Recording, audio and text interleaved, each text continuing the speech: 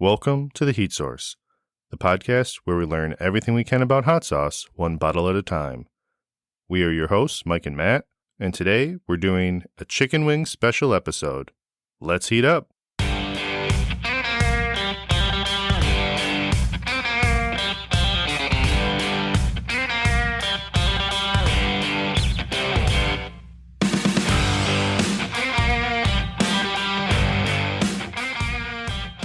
All right, and welcome to episode 14 of the Heat Source podcast. This is a little bit different. You mean chicken wings for breakfast isn't the norm? Well, yeah, the whole situation is a little different, but we are going to be doing multiple quickfire episodes that are usually 10 to 15 minutes into one episode because there's a theme of we're going to try all 5 of these sauces on chicken wings this morning at 6:30 a.m., which I don't know if I've ever had chicken wings this early. I know I've had chicken wings at like 3, 4 in the morning, but it wasn't from a morning of sleep. Right. So. Yeah, so you had them for a late night snack, not dinner. You know, could be separated by 10 minutes, but. Exactly. So what we're doing today is we're going to be going through 5 sauces. We put them in an order that we think makes sense. I don't know if it's necessarily mildest to the hottest.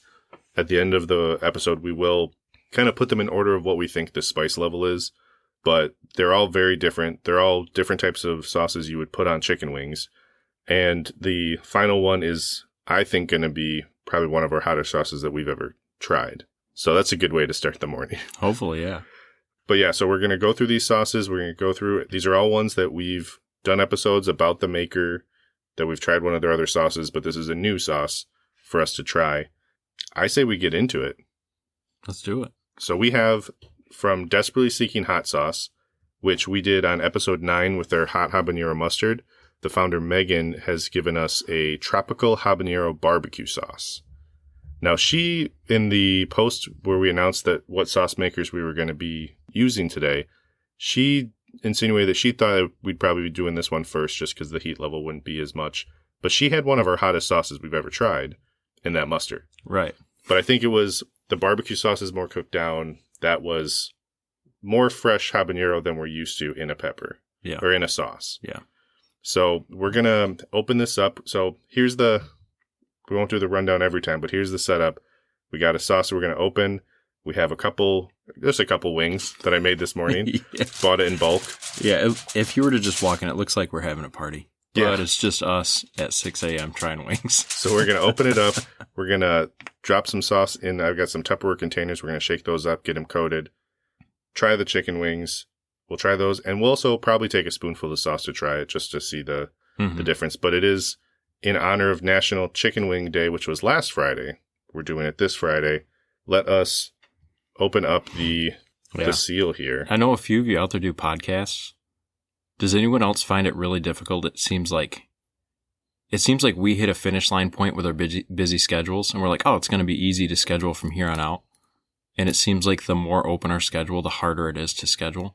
Yeah, well, this is like my vacation month. Yeah. Like I'm gone like every weekend is an extended weekend. And so we're recording typically on Tuesdays. This is actually, I mean, if it wasn't that we were airing the episode today, I'd say we never record on Fridays, but this one has no perforation. I don't remember what it was, but after we did the Desperately Seeking episode, like Edmonton, Canada popped up like everywhere for the next week. I didn't realize that Edmonton had that big of a impact on things. All right. I'm not going to mess it up this time. I'm not going to talk over the seal. It's pretty good for not having a perforation on there. No perforation on there. It was sealed, covering the entire top of it. All right. And, all right, so I got this shaken up. So this sauce... How do you want me to do this? Sorry. I'd say you can just dump 2 in? Yeah, just dump 2 in the bucket and then the thud. So they are pretty crispy. They're oven baked. I did a salt, cornstarch, and baking powder mix, refrigerate them overnight, and threw them in the oven this morning. So they do have a nice, dry, crispy skin. Just a little bit about the sauce.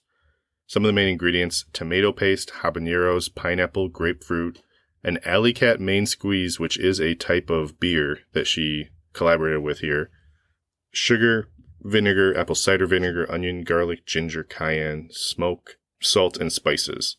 And then I did look up the beer. It is a fruit and field beer, a wheat ale with grapefruit. So she used grapefruit and it has a grapefruit in it. So that should be, I've rarely had a bad sauce where you put a beer, collaborate with that. I know Lucky Dog just had a 10th anniversary one. Oh, that's right. You were telling me about that. Yeah, he had a 10th anniversary sauce that I'm very excited. I told you I'm trying to hold back on buying it, but I don't know how that'll go. So it is a chunkier sauce. All right, we're going to do that. It's funny. I went from kind of leery about doing this so early in the morning to all of a sudden just like really hungry for chicken wings. Smell that. It's very fruity. Ooh. That pineapple and the grapefruit. All right, so let's shake this up. I'm wearing a white t-shirt. I was wearing the undershirt for work today. So we'll see if I get any splatter art on here. Ooh, the heat is like not letting me close that very well. I have to do a little more. Yeah, I was going to say the barbecue isn't... Because it's so chunky, it's not coating as much. We might have to pour a little bit on top. It smells so good, though.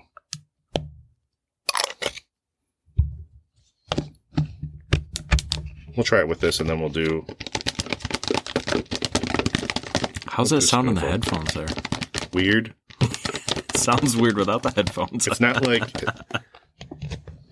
Yeah, it's just an odd one. So we're going to go ahead and give this a try. Now, we're still going to grade all these sauces, give them a score. Like I said, we're not really comparing them, which one's better between them. We're just giving each one its individual score. And then we also brought some wipes. Huggies wet wipes? Yeah, Huggies wet wipes, not a sponsor, for the mess of the chicken wings. But we're going to give these a try and then kind of see how we go from there. But yeah, these are...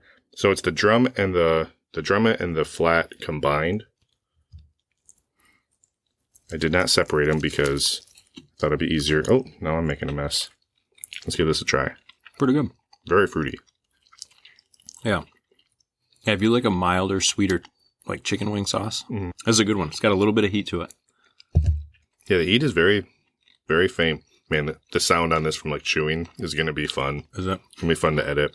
I almost feel like if we're going to chew into the microphone, we should get way closer to it and we should just really do it. We're about 2 inches from it. It's either we have to back up when we chew, or it's just get up in there. So that was a very good sauce. That's really good fruity. For, like, that's a universal wing sauce. You could put that on it like a family thing, and that's good for 99% of people. I don't think people would, on the food, I don't think people would register the heat. I know we try stuff by the spoonful, and there you can focus a little bit more on the heat.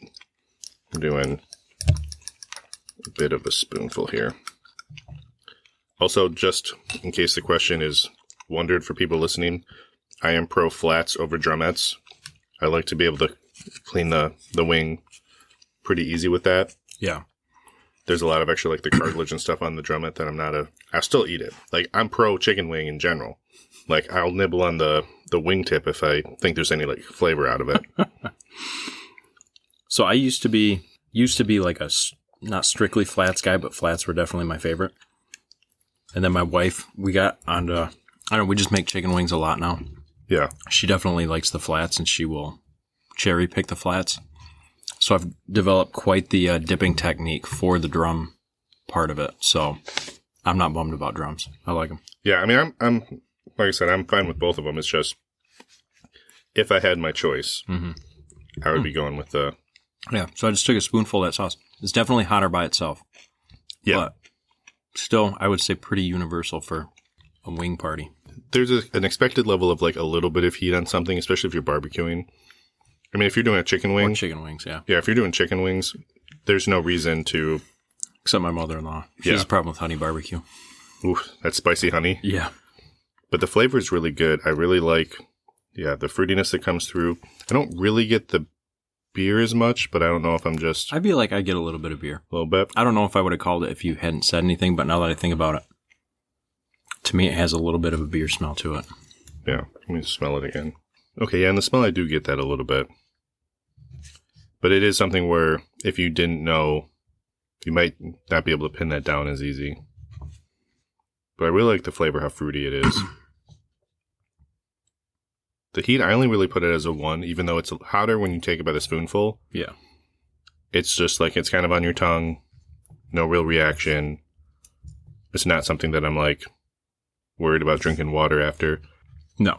What was your fact? So my fact, because we don't do a lot of barbecues, so I just went into the origination of barbecue sauce. Mm-hmm. And it's kind of a subjective because it's hard to pinpoint. But they looked back, the articles that I read, the majority that I saw said that in 1698, the Dominican missionary Père Labat visited the French West Indies and witnessed cooks using lime juice and hot peppers to season meat. And that sauce had roots in Africa, so it goes even further back. But that was the first like noted discovery. Mm-hmm. And that was kind of the originations of where then they took that and it morphed into the barbecue sauce that we know now that, I mean, even into like 1930s was changing. Yeah. So I think I just like took a piece of like pepper. I'm like, oh, that was a little spicy. That found it on my spoon there. But I just thought that was interesting that, yeah, that it's something where it started out as something that you would not recognize as a quote unquote barbecue sauce originally. That's a good one. So I had, because this is tropical habanero, I did a tropical fact. Nice. Tropical rainforests cover 3% of the Earth's surface, but holds over 50% of the world's terrestrial animals. Did we already have that fact? I don't think so. Okay. Maybe. Maybe we had something similar in That's another such a good fact, one. though, if we had it twice.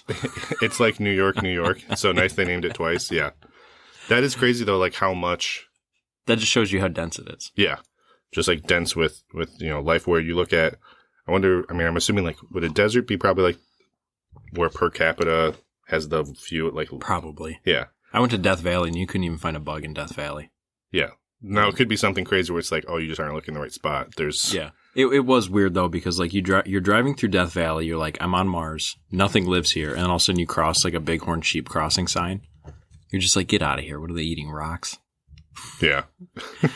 And then I thought down there, like once you get to the bottom of the valley, it says flash flood or watch for flash floods next like 80 miles. You're just like, really? Like it's 120 degrees out right now. So are you serious right now? Yeah. So that's crazy. All right. No, that was a good one. No, I like that. Yeah, I really like this sauce. I would put this on any type of barbecue. Like this right here, I'd throw this on ribs. Mm-hmm. It has just enough heat where people can enjoy it if someone's like not a huge heat fan. I know there's a few people I know in my family and Angela's family that they're like, oh yeah, like I'm fine with a little heat, but they don't want to them like kind of what we think of as like a 2 or a 3 in heat, they think is unenjoyable for a meal, which I mean, it's all preference, but I think this is just that low level heat, good fruity flavor. And so I also, we talked about, I think we agreed 1 level for heat. Mm-hmm. Going through the heat scale real quick, which I won't go through for every one of these, but 0 is no heat. 1 is low level heat. 2 is it's a lingering heat. It's stronger. 3 is that you're starting to feel it. It's, sweating, your nose is running, you're reacting. 4 is good pain. 5 is bad pain. This is just a really pleasant, nice fruity sauce, has that depth of flavor with the beer. And so I don't know if you already did your score. I did. So I give this a 78. 74. Okay. And really, if you look at that score and if people look at the scores of these next, 4, this is the only barbecue. So it's a very strong barbecue sauce that, anything above 75, we're saying we would put in our kitchen. So anything above 50, we would say recommend to buy anyway. Yeah. And of course, as I always say, if it's less than 25, not really for us, maybe it's for you. You're so nice. I know it's, yeah. I mean, I know we'll try some sauces that'll be in like the 25 to 50 range. We've looked at trying some of the different Frank iterations, but that would be, that would be that range. But under 25, we can only think of a handful, and I don't think there's any that we have in our lineup that would ever even come close to that. Right. It's hard not to say recommend to buy when I just bought these because I liked them or the sound of them so much. Yeah. It's like, oh yeah, recommend to buy. It's like, well, I bought all this sauce. Yeah. You ever do brats on the grill and then just like take a tin tray and heat a barbecue sauce, and once the brats are done cooking, throw them in the barbecue sauce? No. but I will now. That's That what will I'm now thinking happen. about with that one. There's actually where I got the wings, because I got the wings in bulk at Big Top Market, which is, it's a tiny grocery store that has a red and white roof that looks like a circus, sells popcorn. As a kid, I thought it was the coolest thing. As I'm older, it's kind of more of a smaller mom and pop, very simple. So not everyone goes there, but their meat market is so impressive, and they have brats that are, I think, at least 25 different flavors of brats. I bought, just for vacation this last week, not beer brats, Oberon brats, regular Philly cheesesteak brats, and hot pastor, so like an al pastor brat, good. which was very good and did have a decent kick, but they also had some habanero brats we might have to incorporate into this. But I feel like this barbecue sauce would go good with that pastor because the sweet and the pork. Oh, for sure. But they had some insane flavors. They had like a brown sugar bacon brat. They had it's good. I'm thinking about the brats I didn't order. Yeah, you always think of the brats you didn't grill. Isn't that the saying? That's great. It's early enough where I'm surprised. We'll be surprised if I get through this without any dad jokes. So we'll see how that goes. And once again, for the desperately seeking, A+ on the cover art. Yeah, cover art's great, and it's also I believe our only it's our only Canadian hot sauce for this one, Edmonton, Canada. So can't forget that. All right, so we're up to our next contender, or our next one in the lineup, I should say. And I think so far, I feel like this is like Price is Right, where you're trying to do like the bidding without going over. Like, all right, so this is a low heat. This is a $1 item. We're doing good. Yeah. Let's see if this next one, the heat level is just a little bit further up. This is from sauce maker Aaron Delaire from Galactic Hobo. This is the Hobo Kai. So he has 3 sauces currently. Is the OG, which is what we tried in episode 7. He has the Bandito, which we didn't try on the episode, but I got when I ordered the OG and loved it. And I think I mentioned in a comment recently that someone, I think it was Taco Slayer, had Bandito sauce on his, and I'm like, I need to order more. And then he was just like, oh, I'm glad you liked it. I'm like, oh, I didn't know I tried it before? Forgot that I didn't record that. I just ate taco sauce. I've done that with both that and the Hell's Kitchen taco sauce, where I'm just like, I just want it. Right. This one is a Thai-inspired one. Let me go through the ingredients here, because this is, it says on here, created by Galactic Hobo, fiery, bold, far out, KO, the time to fight is now. It's got That's the Mortal Kombat, right? It is a Mortal Kombat, but also you'll notice there's still the astronaut helmet on the our champion. But it says Thai chili, is that Fujiyaki? I would think so. Yeah. But I did talk to Aaron a little bit, and he said this is something that was, Thai inspired, he trying to blend some flavors. He loves his teriyakis and things like that, where he said, even though he's not a professional chef, he just went with what he thought of when he thinks of these flavors and this element. So the ingredients on this, we got soy sauce, we have rice wine vinegar, Fuji apples, roasted sweet onions, mirin, garlic, pineapple juice, honey, ginger, sesame seeds, Thai chili peppers, and orange zest. And the sesame seeds, I didn't need to read that. It's chock full of sesame seeds in here when I'm looking at it. And the color is like a dark, I almost want to do like a burnt orange. It's like a burnt orange. Yeah. It's like somewhere between a burnt orange and a little bit of a dark, almost brown, because you got that soy sauce. You have those darker, I don't know, like mirin. I had to look up what mirin was. I wasn't sure what that was. A sweet Japanese cooking wine made from rice. So he's got, and then he also had the rice wine vinegar, I believe. Yeah. So he had the rice wine vinegar and the cooking wine in there. I'm excited. This one's been staring at me in the fridge for like 3 weeks now. Yeah. I had you order this one. And then also I like how the top of the Mortal Kombat logo has Bill KOing Master P. But Master P is a pepper. So I was talking, I think it was in the office a few weeks ago, where I was talking about Master P, the rapper, that no one knew what I was talking about. It was like, there's a movie about a guy that, like, there's a blackout in London, and after the blackout, he's the only one that remembers the Beatles. He knows every song. No one's ever heard of him.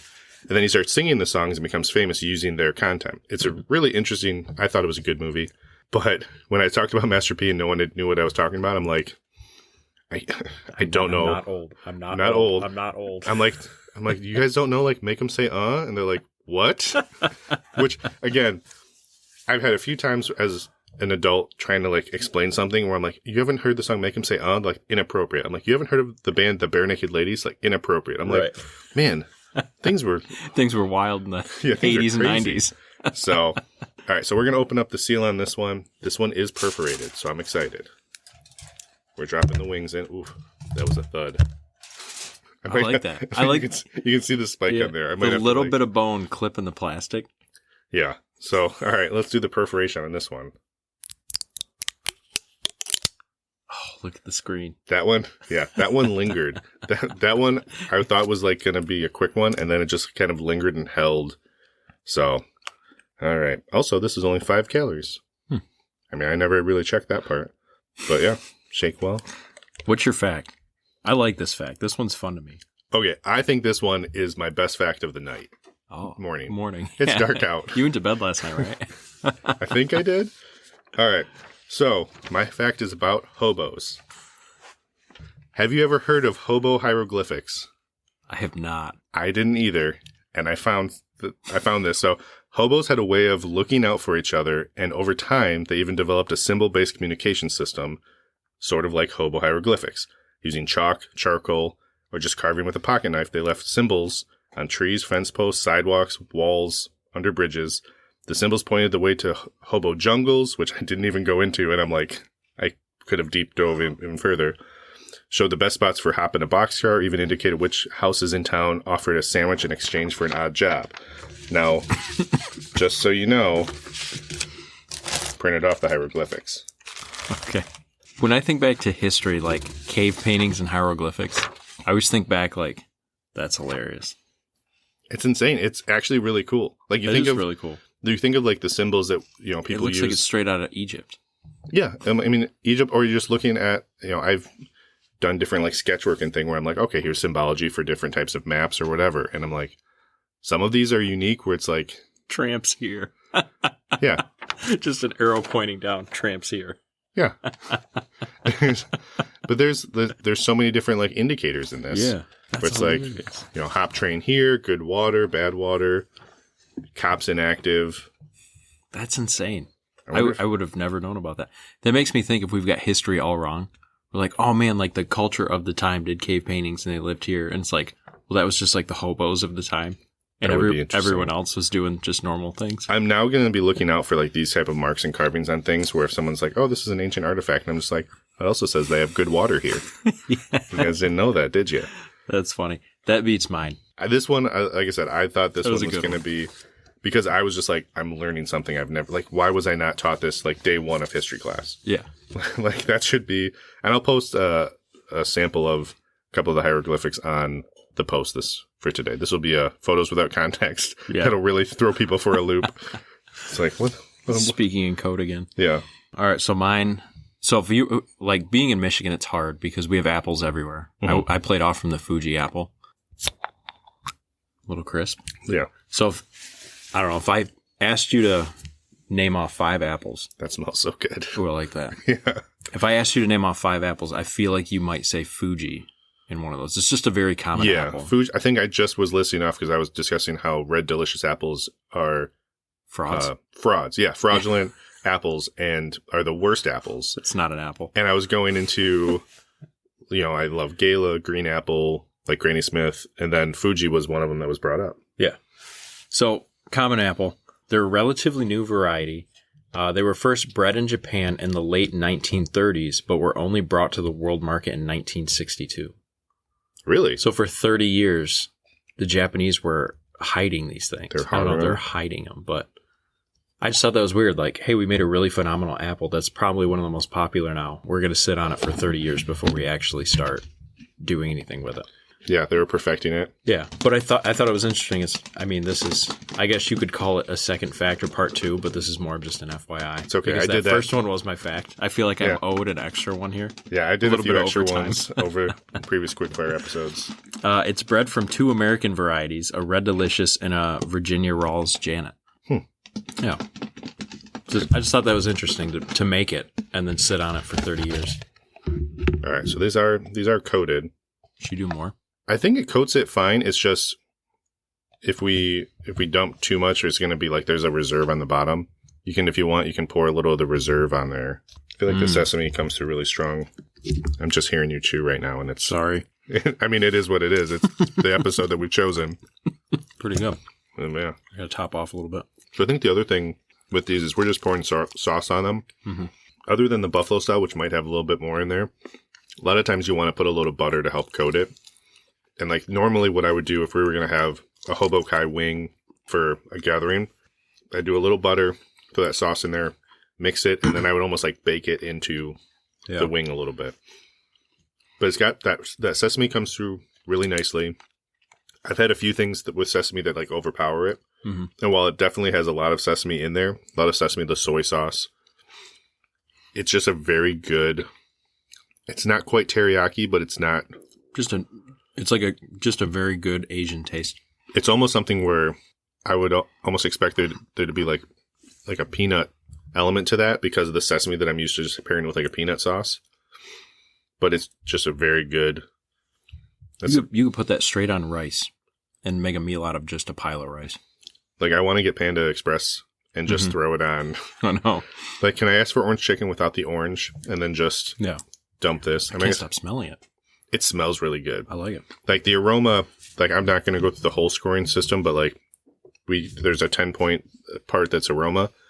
It's hard not to think of anything better than this as far as an aroma on that. The heat is very minimal. I would say like 0.8. Yeah, I mean, it's still... I'm trying to see what the heat is. The heat is in this. The Thai chili peppers, but it's towards the bottom of it. The orange zest I do sense a little bit of, but it's pairing well with the sesame, so it doesn't come through as much. Mm-hmm. So the appearance, like we said, it's like a burnt orange, a little bit on the darker side. And then, I'm going to have to try a spoonful of this. Don't know if the heat comes through better on a spoonful versus the chicken. About the same. I'd say it's the equivalent of like cracked black pepper. Oh, it's a little bit more than that. I also like swirled it around and like crunched on what I could get in that. I'd say it's a solid 1. I mean, it's a low 1. Just from comparing the heats, I would almost put the barbecue sauce just like not ahead of this, but like overlapping, like a Venn diagram, kind of like they meet in the middle somewhere, kind of inching ahead. But the flavor is amazing. No, that's a good one. And we've had that with his the OG sauce. I was putting that on like my pizza. I think I even put on just like plain pasta because there was that red wine vinegar OG sauce. The bandito sauce of his is great. He just makes really good sauce, and I like when he was talking about what he does as far as like he just is inspired by foods that he already knows he likes and kind of creates. Where it's just you can tell that he likes Asian cuisine. He wants something that goes good on it. That right there would go good on a lot. Oh, for sure. No, I know Courtney would like that. She likes the, I don't want to say like, it's not very similar to Asian Zing at Buffalo Wild Wings. It would replace it. Yeah. For me. Yeah. Oh, yeah, for sure. You get the same Asian taste out of it. So. Yeah, it's one that I made the comment to Stanky Sauce where their mango habanero has replaced the habanero Buffalo Wild Wing sauce I normally get. Mm-hmm. This would be the replacement for my Asian Zing. Yeah. That would be an interesting episode where it's like, all right, we're going to take every wing from Buffalo Wild Wings. Here's the replacement if you want good sauce. Like, not sponsored by BW3 at all. Yeah. I haven't heard it called that in a long time. Which I told you what the third W stands for, didn't I? Maybe. So I learned this either on my trip or before my trip. That I think it was on another podcast I was listening to. The third W stands for Weck, but it's something where it was a type of sandwich that in Buffalo, it was a specific type of sandwich, like a roast beef sandwich. And so it was Buffalo Wild Wings and Weck. I might be mispronouncing that. BW3. But that's funny. it was something that they had it as that. Mm-hmm. They took off the Weck when they went more national, but they left BW3 as just something that people still call it. Right. And I was like, oh, okay, that's interesting. But also everyone just assumed like the W was just out there. Buffalo Wild Wings. Baba Walters. Every time. I also had a hard time with my R's, so I can't really say much. Tawana Sauce Wax. I'm going to close this bottle up because I feel like if this was a full episode, that'd be this would be down. Because the heat is low too, so it's not like we're fighting our mouth on fire. Yeah. All right. What is your score for this one? I had a 78. I had an 86. I It is really good. like that one. Yeah, no, that's good. I really like that one. I know we have another Asian-inspired sauce in this lineup, but for what this is at this level of heat, again, this is one that I can share with a lot of people. Oh, yeah. I might not want to because it is only what's the ounce on this one? Only an 8-ounce bottle. Yeah. But no, that was fantastic. Now we're going a little more traditional. We're going with our Hell's Kitchen hot sauce, King of the Wing, which is a buffalo style hot sauce. I don't think we've done an actual like buffalo I don't think so. sauce before. So If we did, it was maybe Frank's, but I don't think so. I mean, we did Frank's first episode, which is used as like the original. But this was Hell's Kitchen hot sauce by Ron Menon is the maker. The episode 11 was when we had tried his Cinnamon Ghost Punch, which you've been enjoying on your food at home, because that was one where I had, what was it that I had something recently where I was like, this is what I would put it on. French toast. Yeah, French toast is a good one, but I feel like there was something else that I was like, oh, somebody posted on Instagram, like, what would you put on some food item? And I was like, Cinnamon Ghost Punch. Yeah. He was just like, okay. Yeah. It might have been a Choco Taco. Rest in peace. Yeah. I've started Googling how to make Choco Tacos now. So why did they go away? I don't know. I can't pull myself to open the article. The pain is too real. I thought it was a joke. When I saw it, I was like, that would never happen. Just they discontinued manufacturing. Is that like when Twinkies went away and people threw a fit and now Twinkies are back? I mean, somebody's got to make... I mean, I don't know what the copyright law is for Choco Taco, but they got to make something where it's like... I feel like you could just do Taco Choco. Taco Choco and call it a day. Yeah. I don't know. But this one... So this is King of the Wing, buffalo-style hot sauce. Now, initially I was just like, oh, buffalo-style hot sauce. Simple. And then I looked at the ingredients. This definitely is packing a punch. Suggested uses, by the way, obviously wings, pasta, chicken fingers, pork, pizza, eggs, mac and cheese. Big, bold flavors. Love that sauce as a compliment. He has it as a 4 out of 5 peppers on his scale. Really? But I thought it was a 2 out of 5. We'll explain why we put it in the middle when we get to the next sauce. I also like the art because it's King of the Wing. They got like a WWE style. It looks like one of wrestler. the Bella sisters. Is that what he's going for? What's a Bella sister? Is that what they're called? The twins that wrestle? Oh, I don't know wrestling as well as I should. I don't know wrestling either, but I know pretty ladies, I guess. Okay. That's such a weird. That's the line. That's the line from the episode. It's no pretty ladies. All right, so this one, ingredients in this, we got white vinegar, habanero pepper mash, cayenne pepper mash, carrot, boot, jolokia pepper mash, which is ghost pepper, canola vegetable oil, white onion, lime juice, salt, garlic, and some xanthan gum and natural flavor, parentheses, butter. So I think this is one that you wouldn't have to mix with butter to coat it on a wing. So this one should coat fairly well. Now, as far as the seal, it has a red plastic top similar to I'd say similar to sriracha, but it has like a cover. It's a sriracha bottle on steroids. Yeah, it's like very nice. And then this one, no plastic seal. It does have the little, what would you call those? The little, I don't know, the seal, just the foil seal on top.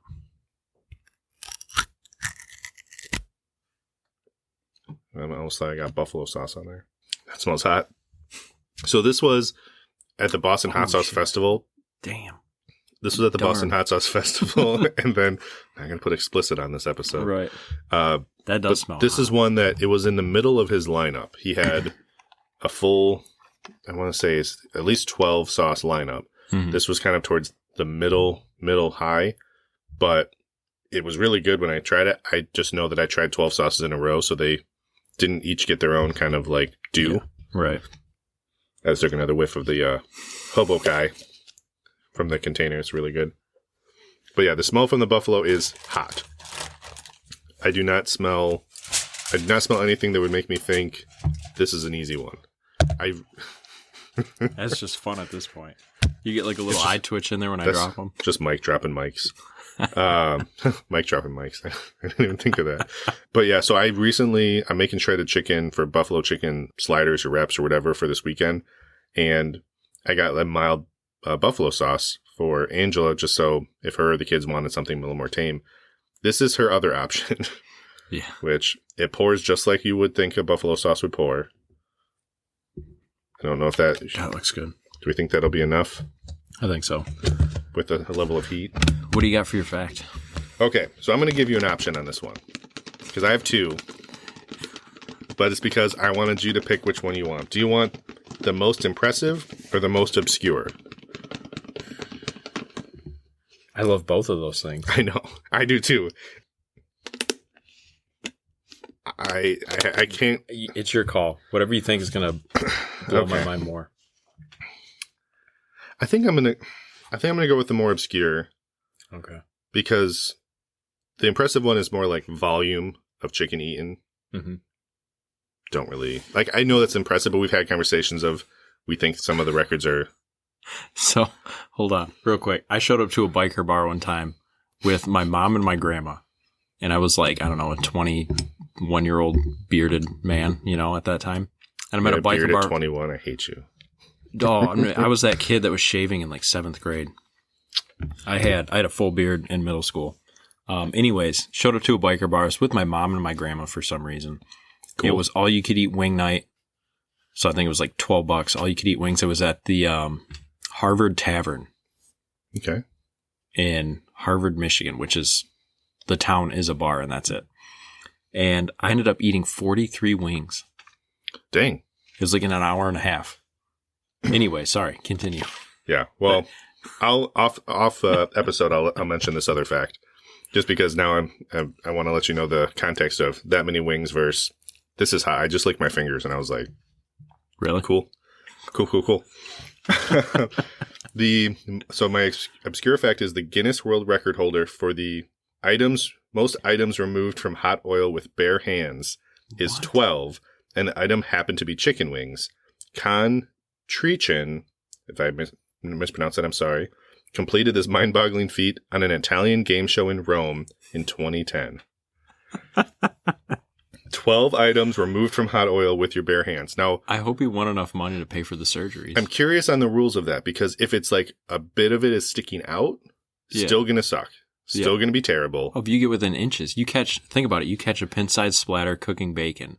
And it hurts. So I will say that when I used to work catering, I used to be able to take a pan of baked potatoes out of the oven with my bare hands. It was just oven to tray, oven to table like 3 feet across, but I still was able to just do that. Good for you. I've lost that ability. I have a burn right there from making a breakfast casserole that I hit the grill, the rack a little bit. Yeah, but that was my obscure fact. That's a good one. I was like, oh, I'm definitely going to do this one. This is a good fact. Like, it's in line. Then I'm like, what? Yeah. No, that's nuts. I can't.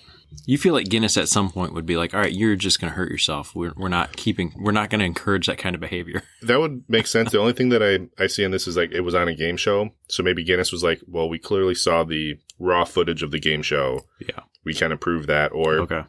I don't know. I guess that makes sense. Or if Guinness is just always standing by on crazy game shows, just in case. Smeared that one all over my lips. That's pretty hot. Really good buffalo flavor, though. Mm-hmm. Classic wing sauce taste. Just ramped up. My wife would kill me. She doesn't listen to this, so I'm going to take my chances. She did a DNA test, and she has above average Neanderthal in her DNA. God, I hope she doesn't listen to this. You always think about like how you would receive that news. Like, would I be bummed about that? Yeah. It answered why she eats chicken wings the way she does. She devours chicken wings. I love you to death, honey, if you ever listen to this. She will get sauce from ear to ear. She will suck literally these bones dry. Like, it is just ferocious how she eats chicken wings. And it's that above average Neanderthal DNA, I think, is the reason behind it. So you think. That's not confirmed, but it makes sense. But also, cleaning the wing is just good etiquette. It's good. Yeah, but like she almost makes growling noises when she does it, though. Can you pop that off? I'm sorry. Oh, yeah. I'm trying to top off another wing here. This stuff's good. It's good, but it is hot. It is hot. It's definitely... It's burning my lips. I need chapstick for sure. Yeah, I would put... It's a high 3, low 4 to me. Because like my tongue is very much on fire. My eyes are watering. It's really good heat. The flavor is really good, though. I'm going to do the spoon test real quick. Yeah, I've got a spoon of... I know my lips are feeling it. Because I think... My lips are feeling it. My eyes are watering. My nose will start running, probably. And again, this was in like the middle high of his array. Super classic flavor, though. Ooh. Oh yeah. God, I love the butter in there.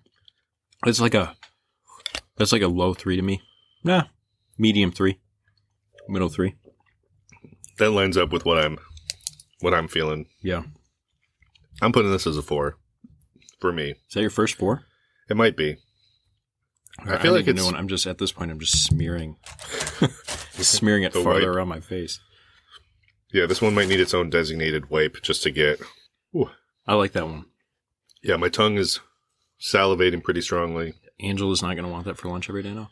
No, I'm gonna have to put a warning posted on that one. Halfway through a lineup, you excited? I am. You awake yet? I'm awake. I feel like the next one's gonna be kind of a little bit of a step down from that in heat, but it's hard to say because his sauce is usually pretty strong.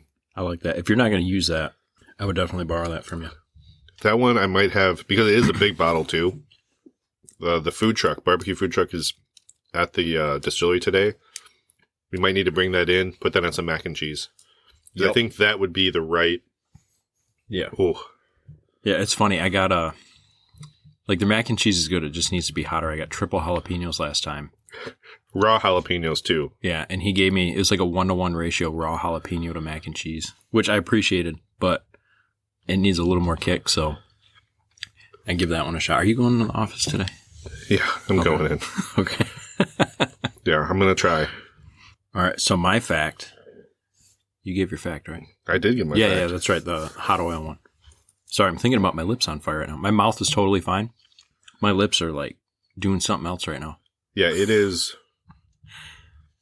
It doesn't. This mustache doesn't help. You think it would protect, but I think it's just I can't wipe my actual skin, and it's just sealing in the heat. It's like the greenhouse effect on the old upper lip. All right, so mine was this has got cayenne in it, and I had a fact about the longest pepper or the largest pepper ever grown, and it was a cayenne pepper grown in Switzerland. Guess how long it was? 2 feet. 19.8 inches long. I was close. Pretty close. That's a big old pepper. That is, yeah. Like I said 2 feet, and I'm just like, that's either something where ridiculous. I'm like really low because I don't realize the potential of peppers. Yeah. Or it's just like way over the top, but 19, that's a big one. Wow. I don't remember what kind they're called. Gosh, they're called like Bull's Horn Tabasco or Bull's Horn Cayenne peppers or something like that. Mm-hmm. And I always thought it would be like, I don't know, like a Tabasco pepper, like a couple inches maybe. Yeah. These things turned out to be like a foot long. They were friggin' huge. I didn't know what to do with them. I had way too much because I was like, wow, they're small. I'll buy a bunch of them. Huh. Yeah, I thought that was a big pepper. Yeah, that is a big pepper. Also, I'm thinking of like the heat order of these, and that is in contention to move up the ladder here because we have 2 more sauces left here. But before that, we have the score of this one. I gave this one a 76. Sorry, I forgot to do maths. Oh, yeah. We gotta do the maths. So you had a 76? Yeah, I had a 76 on that one. It's a really good sauce. It would be, I think, on a mac and cheese or something like that where you have some of that dairy. I think the heat might not be as intense, but the flavor would still pull through. Yeah.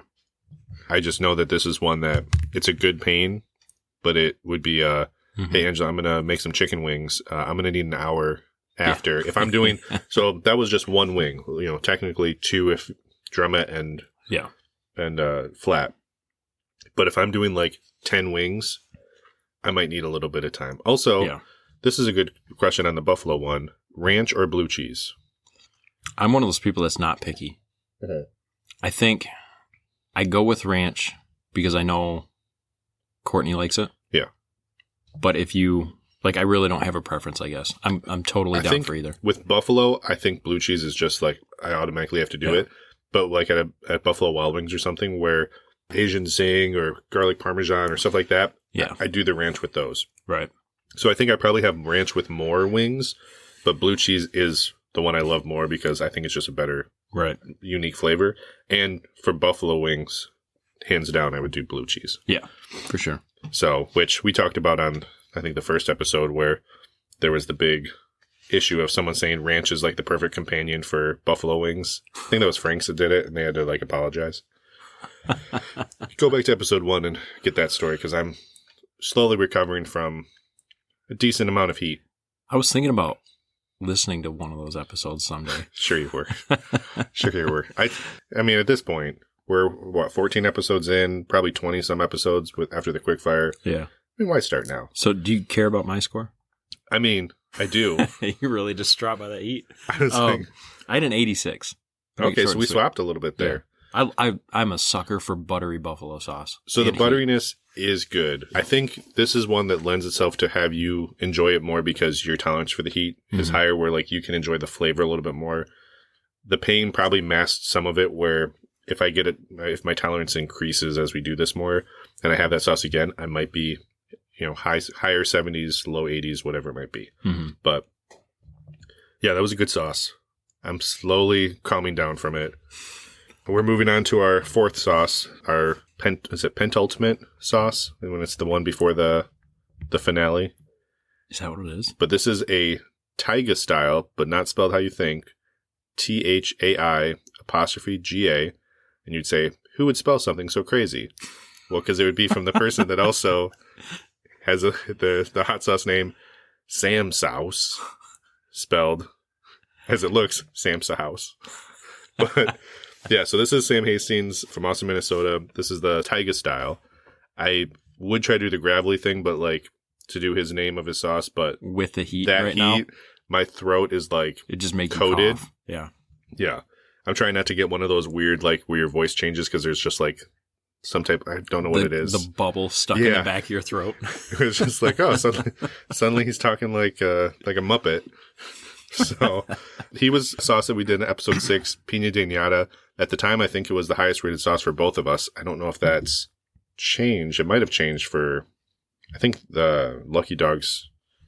My highest was the Lucky Dog, but the Pina de Nata was we did drink that whole bottle during the episode. Oh yeah, we drank that. I think we got more. Yeah. And then drank that as well. We have some other sauces of his that we're excited to try. One that's a Reaper sauce. Mm-hmm. That this is not a Reaper sauce, I don't think. No. But this one, let's go through the ingredients here. It's habaneros, Thai chilies, distilled vinegar, rice wine vinegar, champagne vinegar, lemongrass, shallot, kosher salt, galangal, garlic, sugar, citric acid, and muckrut leaves, and xanthan gum. So you might be like, oh yeah, I know all those ingredients, but in case you don't, the lemongrass is a herbal lemon that gives herbal lemon notes to the sauce. The fresh muckrut lime leaves is like a vanilla soft aroma with lime zesty floral notes. And then the galangal is like a Thai ginger is what I saw some comparative. It's closely related to ginger and turmeric. Okay. Is it turmeric or turmeric? I've heard it both. I guess it depends on if you're American or U.S. or British. Okay. I'm going to call it something different. The turmeric is, but anyway, I asked him just a little bit about the background on this sauce. He did mention it's, chef-inspired, authentic ingredients. He said the Thai chilies pack the immediate punch. The habaneros bring that second wave of heat, along with more fruity sweet notes. He did say, all in all, the best authentic Thai-inspired hot sauce on the market. I think he even said, come at me. Come at I think it was let's go. Bring the challenge on. He said, no curry paste, vegan-friendly. It's a little bit lighter, a little more orange than the Hobokai, which is another kind of Thai-inspired. But still kind of the same shade. But from the ingredients, I expect a very different flavor. Yeah. Because initially, I was a little worried that we had 2 Thai-inspired sauces. Mm-hmm. But then looking at the ingredients, I wasn't as worried. But that's also why we put that buffalo wing in the center to give us a separation. And what a palate cleanser that King of the Wing was. Wow. So this one, we have another perforation. So we're going to do this here. Oh, it broke. Oh my gosh. We should end this. Pretty good. That still was pretty good. Good recovery.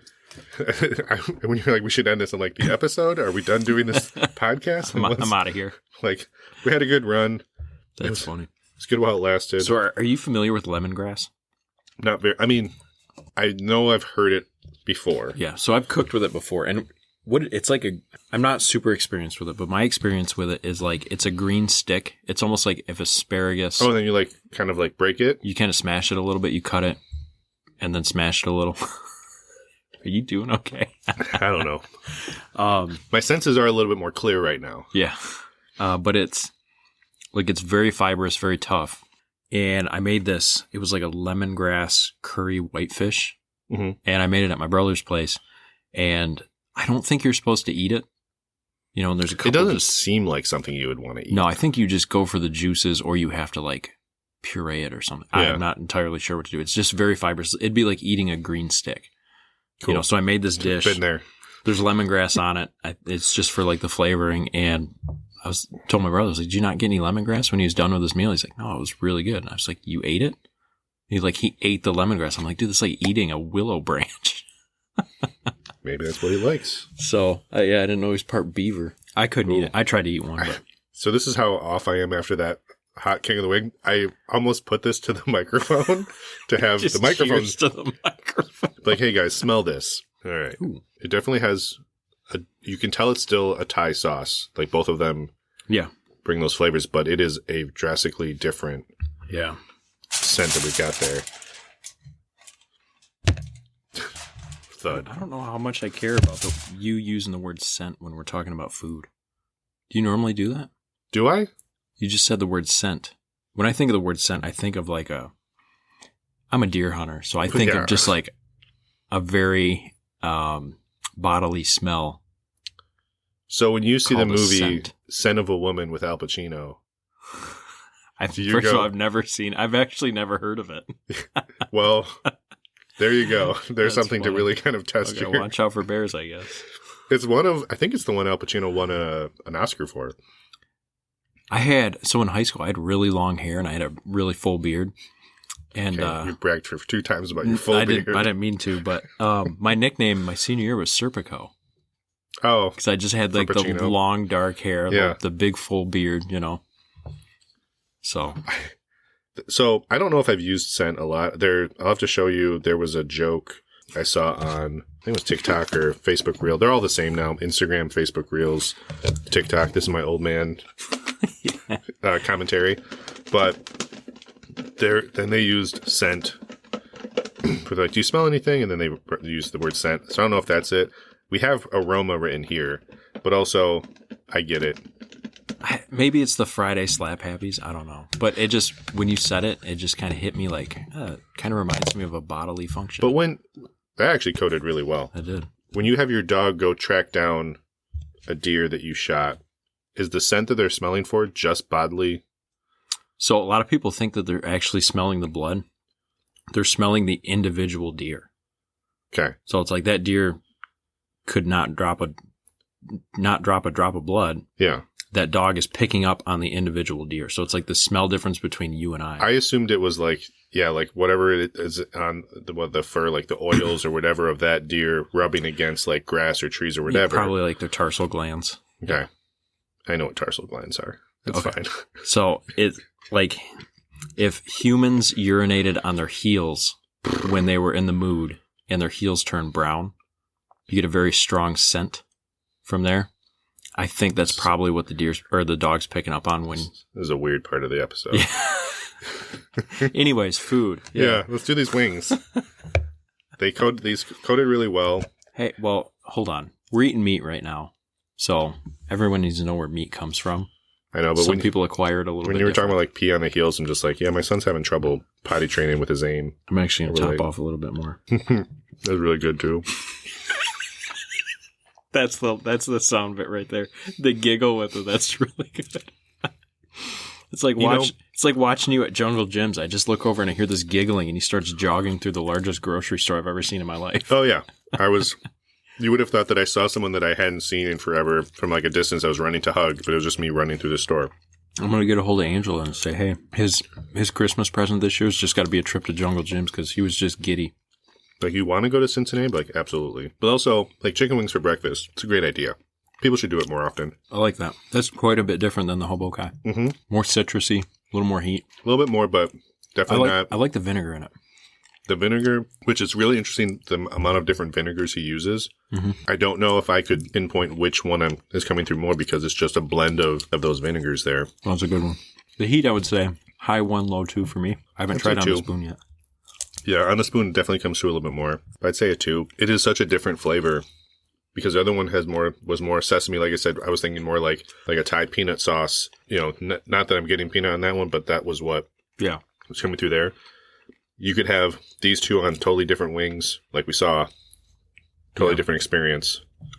Instead of comparing apples to oranges, like apples to lemongrass, Yeah.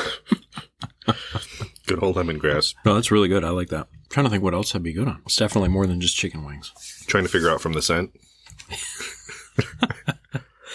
All right, I got to give it the spoon test. Definitely has more heat on the spoon test, but I still think it's a 2. Whoop, whoop, We whoop, might. whoop.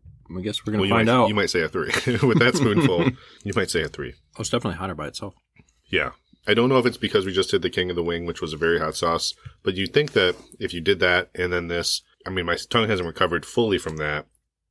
I felt like it did, but like when you eat hot stuff like that, like it just like steps up. Yeah.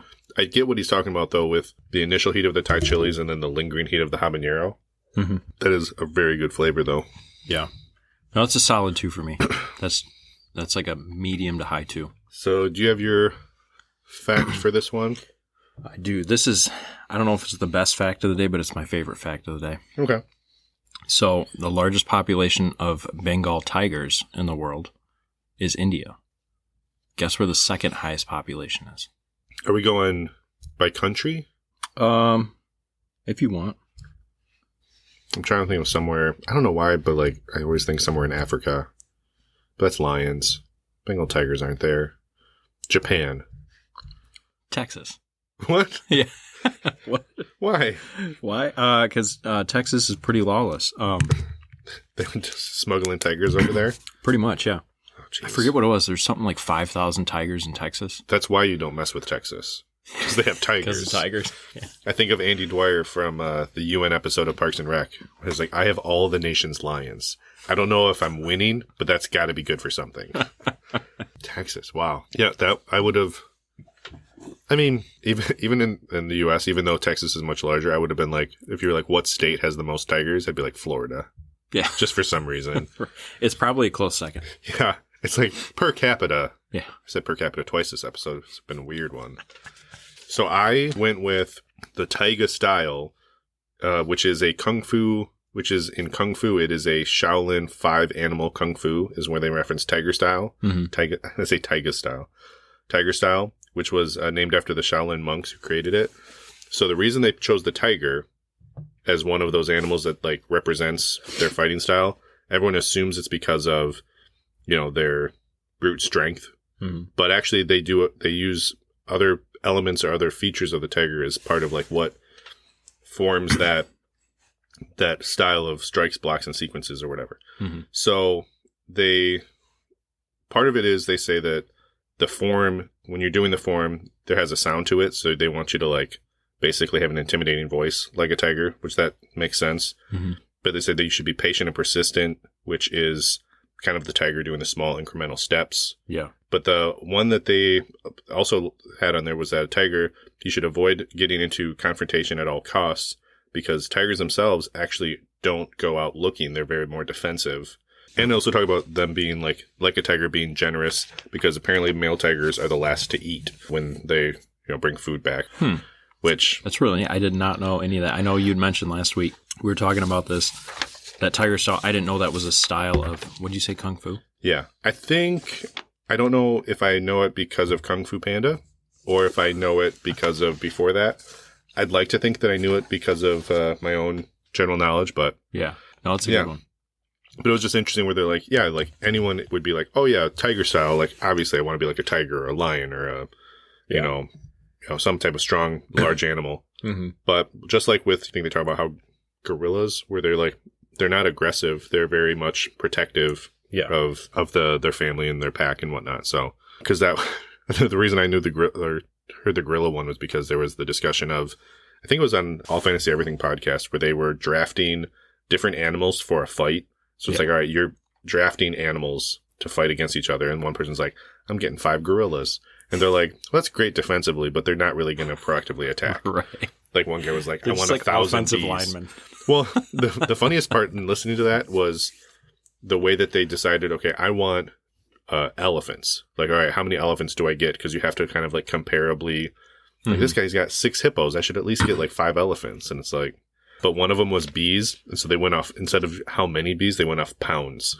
Pounds of bees? Like, I'll do 3 pounds of bees. So that sauce by Sam Sauce. It's a really good sauce, really good flavor, diverse flavor in there. Like we said, drastically different than the other Thai sauce that we tried today. I gave this one an 88. I had an 82. Yeah, I think this is... I'm not surprised. Every sauce we tried of his, it's just an elevated, it's very... You can tell it's a professional chef that's making this sauce, doing a lot of unique things. You know, I still go back to... I'm stuck on that salt-cured lemon that he used because he wanted lemon. But instead of just doing lemon juice, he's like, salt-cured lemon, let's do it. Right. So this is a fantastic sauce. And again, only 5 calories. I'm going to start looking at that now. After my last vacation, I'm like, I'm going on too many vacations and saying, after this one, I'll lose weight. And then I have another one. We're going to Mackinac Island in 2 weeks, like a Friday to Sunday. Yeah. And it doesn't help that your diet there is fudge. Yeah. Fudge and peanut brittle, or actually cashew brittle. I'll be on the lookout for something spicy. We'll see if I can find something. I've never been on Mackinac Island saying I need to find heat. When I was the only thing I found spicy up there was I had a jalapeno. I think it was a jalapeno martini last time I was up there at the Carriage House. Okay, that might be a place that we go. I'm not sure, but you know, because I know everyone cares and everyone knows what a Mackinac Island is. The Carriage House just put in like this dining pier on it. You got to check it out. It looks super nice. Yeah, we'll put a picture of Mackinac Island on the episode because I don't care if you're from New Mexico. If you don't know what Mackinac Island is, you need to go there. It's like probably one of the most unique places in the country. This probably will only help like 3% of the people that don't know what Mackinac Island is. If you've ever seen the movie Somewhere in Time with Jane Seymour and Christopher Reeves, that took place on Mackinac Island. Yeah. And you would know that if you got on the island because there's one channel on the TVs in the hotels that only plays that movie. Yeah, I love it. So just to make sure people know, hey, this was made here. I thought it was funny. That movie was a flop when it came out. And then it took years for that movie to catch on. Just and now it's like a cult classic. Very well, because they play it nonstop. Where they're just like, man, we get a lot of viewership on this one Someone's specific always region. Watching this movie. All right, we're down to the final. So this was a late edition because we just did this episode. This was episode 13 last week of Decimation Hot Sauce Hell's Harvest. This one should be interesting. It's by Jared Brodeur from Worcester, Mass. And he puts this as an 8.5 out of 10 on his heat scale. I'm going to read you the ingredients. I'm going to try to be positive. So local sugar pumpkin. I've never heard of a sugar pumpkin before. Vinegar, bell pepper, Carolina Reaper pepper, local honey, ginger, spices, salt, and oil. Simple, not a whole lot of ingredients. Sounds straightforward. But there's one in there that has me a little bit worried. It's another shake well, refrigerate after opening. So this is a limited release hot sauce that he does. It's currently sold out on his website. I'm assuming in the fall would be the best chance for it to come back. This micro batch is from the series edition of 69. We have bottle 50 out of 69. Don't know if that was intentional, but giggity. And then, yes, so in the website, he says this is made for those pumpkin spice fans. Now, I don't know if that's like, here's something if you like pumpkin, here you go, or I'm tired of everyone wanting pumpkin spice and everything.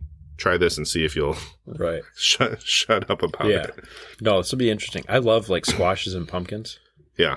So we'll see how this goes. And his 6-6 citrus, which is a hotter sauce, I've been putting on a lot of stuff. Even this week, I was putting it on, pizza, and I was putting it on sandwiches, and I might bring that into the office today too. That a little bit I have left. What was the heat scale on the 6-6 citrus? 6-6 citrus. Holy cow! I think that was like 6. Okay, it's like a 6, maybe a 7. Makes sense. So there's 6 or a 7, but it was lower. I knew that this one was a higher one. But yeah, we'll open this one up. I should just get I feel like you're just throwing it in there now. I'm just chucking it by now. All right, let's see here. Nothing. Very quiet. Is that what the people missed last time? Yeah, so that's what the people missed last time. So it's very quiet, very like clean seal. I'd say you got lucky. It was a good little sound. The pumpkin I smell right up front, and it's hiding something. It's hiding the heat. Because if you smell a little bit further, you can smell the heat. I smell pumpkin, then I smell heat. I was thinking of, I don't know, I know we had the Reaper sauce on the Big Spice Bullies that gradually was just like rising and rising. Have we had another Reaper sauce? yet. I don't know. This looks just like straight up pumpkin pie in a bottle. Yeah, Big Spice Bullies. That was Reaper, wasn't it? It was. This is a very liquidy sauce. That's a lot. Well, I'm happy for you. It's the final one. I'm happy for you. So my grandma, she still does. She makes pumpkin bars every year for my brother's birthday. Yeah. And we have a theory, because they're like the best pumpkin bars you ever had. It's just pumpkin bar with like the white whoopie frosting on top. Mm-hmm. And she's not anymore, but she used to be a heavy smoker. And I'm pretty sure some nicotine got baked into those things and got my brothers and I addicted, because me and my brothers don't fight. We will get in fights over who gets to take home the leftover pumpkin bars. And I think she smoked so much. She gave us just nicotine addiction to those things. My grandpa used to make a bananas Foster that has rum in it. Ooh. And he wouldn't always cook out the rum at the bottom. And so my bottom of my Sunday cup was a shot. How old were you? Little. I mean, I was probably maybe 10 in my 10 to 16 year range. It's funny. Anytime he drops you back off at your parents, you're just snoozing. Yeah. It's like he sleeps so well after he visits you. I'm like, yeah, I don't know. The smell is amazing on this. Banana Fosters. The pumpkin is just a really appealing smell in the sauce. But I'm also worried. Hit the back of my throat pretty quick. I feel like an animal. Now I'm second guessing how much Neanderthal I have in my family. I'm going to add more. Because I'll have I like it. My family used to always make fun where they're like, do you not feel the food on your face? And like, what? And I just have the Joker paint of food. Could be a high concentration of Neanderthal. So the heat isn't totally killing me right now. It's not as hot as what I thought it was going to be. It's very good. Yeah. Like, this would be good on wings at a football game. Like, tastes like fall. It's hot. Goes good on wings. That pumpkin, the vinegar, and the Carolina Reapers. And I'm out of water. Cool. It does build, though. This is probably still a 4 for me. Did you take a spoonful of it? I did take a spoonful. Okay. You're looking a little sweaty. You just got real shiny. You're like highlighted now. I know. I'm just me in the office drinking a mug of milk. But the smell is nice. Like the pumpkin smell, the appearance is like I said, is literally looking at pumpkin pie. Yeah. No, it's pretty toasty. I didn't have a whole lot on my wings, but... All right, give it the spoon test. I got it on the outside of my lips, so it's like burning. Oh, yeah. If you go raw spoon. Yeah. It's like you get the pumpkin smell. The pumpkin flavor definitely comes second. I didn't get it in my eyes. My eyes are watering. Do you need one? That's approaching a 4. Yeah. That was toasty. Which, it's interesting because this is just Reaper. That other one had 3 different mashes in it. Yeah. Which definitely I think that came might close. Be my first 4. I have it as a 4. Like, I had a little bit, and that is burning the tongue quite a bit. Like, a 5 heat stands kind of on its own for me. Because that is something where I'd have to be... Yeah. Like, if there was a wing eating competition with that, it would kind of suck because I'd eventually be sweating and snotting and all that. Yeah. But I would enjoy the flavor and the food. I'm going to run to the gas station and get some Burt's Bees. My lips are on fire today. Yeah. That's good, though. I like that. The heat is strong. That's what it's there for. It is giving me I'm actually weirdly not salivating as much in my mouth. It's just on fire. Yeah, it's just hot now. It's just burning. I have a Fu Manchu of heat, including my tongue right now. I'm Ralph from the Simpsons. Like, it tastes like burning. That's after the delicious flavor. I don't want to ignore how good that pumpkin, the pumpkin with the honey and the bell pepper probably offers some of the sweetness too. But then that heat comes in and says, forget about all that. Yeah. This is happening. So I'm going to go into my fun fact while you work on the score, because mine is very simple. It's something that I saw and I'm like, I don't need to dig anymore. I just found this interesting. Pumpkin was thought to cure snake bites and remove freckles. It has since been, debunked. But back in the day... Do you know what year that was? Did you get a year on that one? I did not. I can't imagine, because I think freckles are cute. It's like, I can't on a girl, but... So you think they're cute or do you think they're incurable? Cute. Cute? Yeah, okay. It's like... But yeah, I'm not saying they're not. I'm just rub saying... those darn things off I don't know face. if it's rubbing or just they say by eating pumpkin. Oh. That... I don't know. They did not go into enough specific on the application of it. Yeah. But it would be funny if it was just rubbing pumpkin on your face. Right. But I need to remove them. All right, hang on. No, I have no problem with freckles. I don't... I'm not. We're a pro freckle podcast. Both of us, neither of us really have freckles, but we're a pro freckle podcast. Courtney's actually a natural redhead, so if she catches some sun, yeah, like her freckles pop. But what'd you have on yours? My score? Yeah, I thought you had a fact. I do have a fact. Let's do the fact first. Just testing you. All right. See if I can still keep track after Reaper and have you heard pepper of mash. Pumpkin chunking? That sounds familiar, but I have no context. It's that big festival in Delaware where they launch pumpkins. You can either, I think it's trebuchet, or you can air cannon the pumpkin. Yeah. Whoever can chunk the pumpkin the farthest. Okay. I don't know why they call it chunking. My assumption is that when it hits the ground, chunks into a million pieces. Sure. The world record, and they only measure this during the festival, was a pumpkin that was chunked 4,694.68 feet. That's almost a mile launching a pumpkin. How the hell?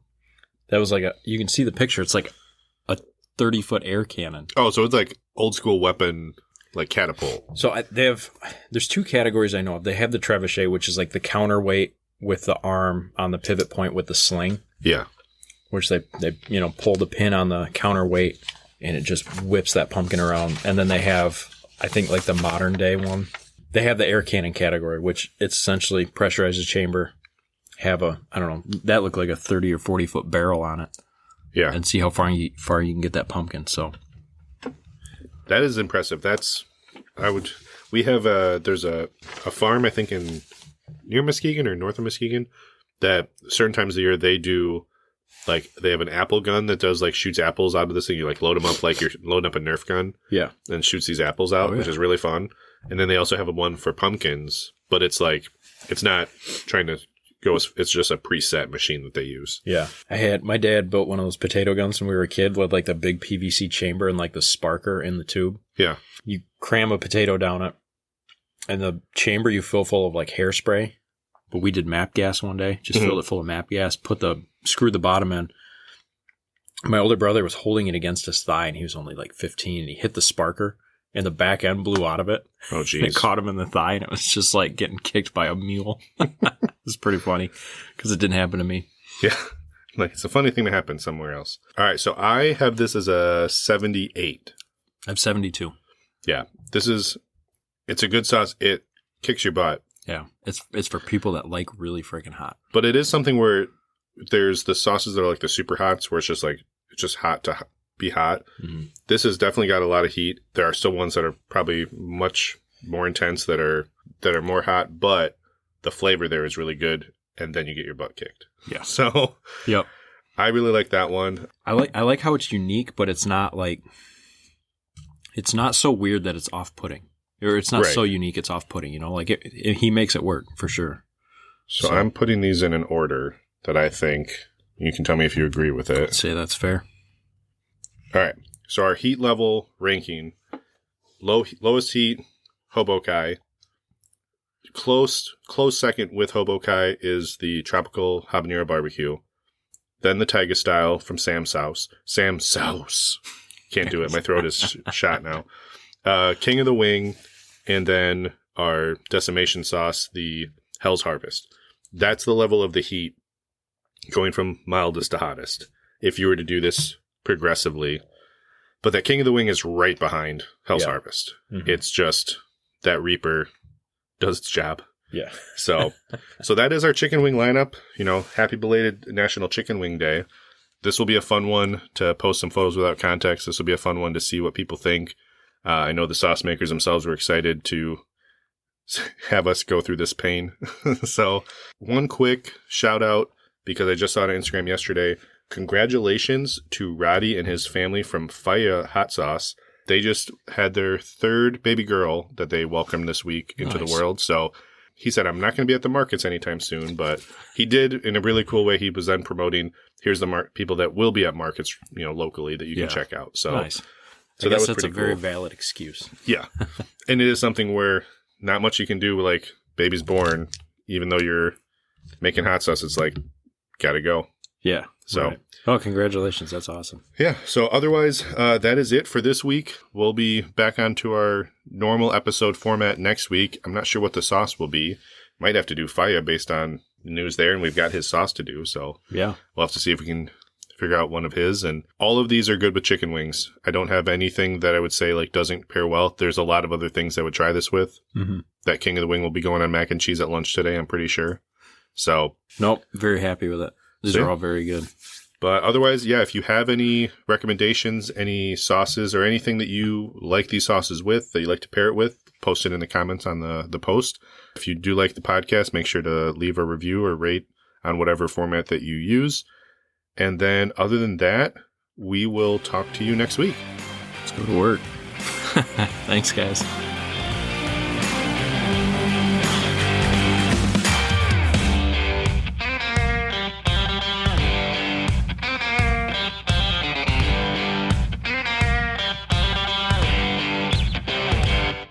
Forgot that we had to go to work.